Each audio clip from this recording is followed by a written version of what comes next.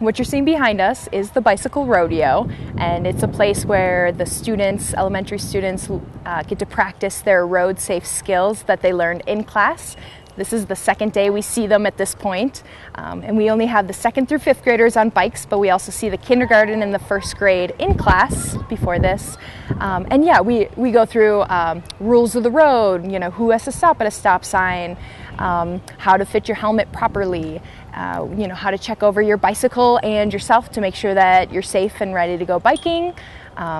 And so then here we have them, you know, using their hand signals and shouting out stop, and practicing their brakes and yielding with other bikers, you know, real world situations of being on a bicycle and being out where there's, you know, a little bit more going on. So yes, the Safe Routes to School program is a 2-part program. We start with in-class education on rules of the road, the helmet fit, bicycle check, and then we come out and use those skills in the rodeo that you see here, and practicing our, you know, actually stopping and using a hand signal, and maybe just using handlebar brakes for the first time. Some of those different aspects, and working around each other, the yield concept, and tapping on brakes. Going slow is okay, going fast is easy, but practicing how to go slow is very important.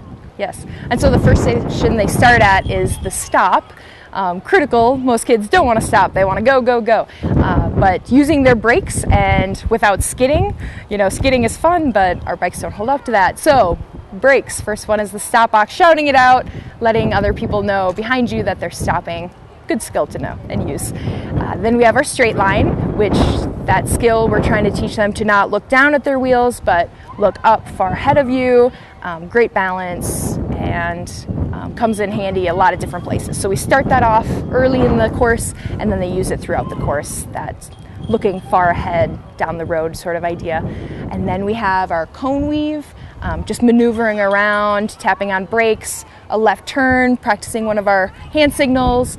Then we come into the Crazy 8, where there's other bicyclists. They need to yield and communicate with each other and do some really fine, slow balancing moves on tight turns.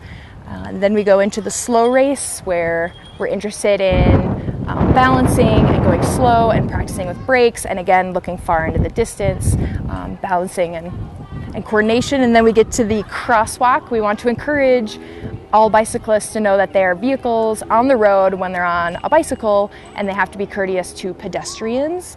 And what does that look like? If you see a pedestrian in a crosswalk, should you stop? Absolutely. So they got to stop and let the pedestrian cross by, and then walk their bike, because again, walking our bicycles is a great skill in many different situations, and walking that to park our bike and get ready to do it all again. And every time we see them in the course too, they get better. You know, the second time, and by the third time they're standing and they're, you know, using their hands. Maybe they weren't at the first time. And I'm with Grand Valley Bikes, a nonprofit advocacy group here in town, and we had applied for this grant through CDOT, and so we secured it. So I am actually a funded instructor, and we are funded to implement the program in the schools.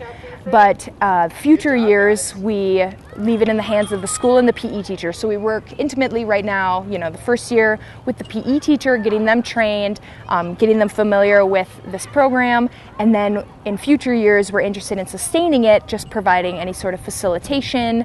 But at that point, it's very much the PE teacher and the school that continues it on. It started this August. This grant started August 2013 and will end June 2014. This is our 6th school that we've been in, but we've also worked in 2 summer schools and 1 school just voluntarily.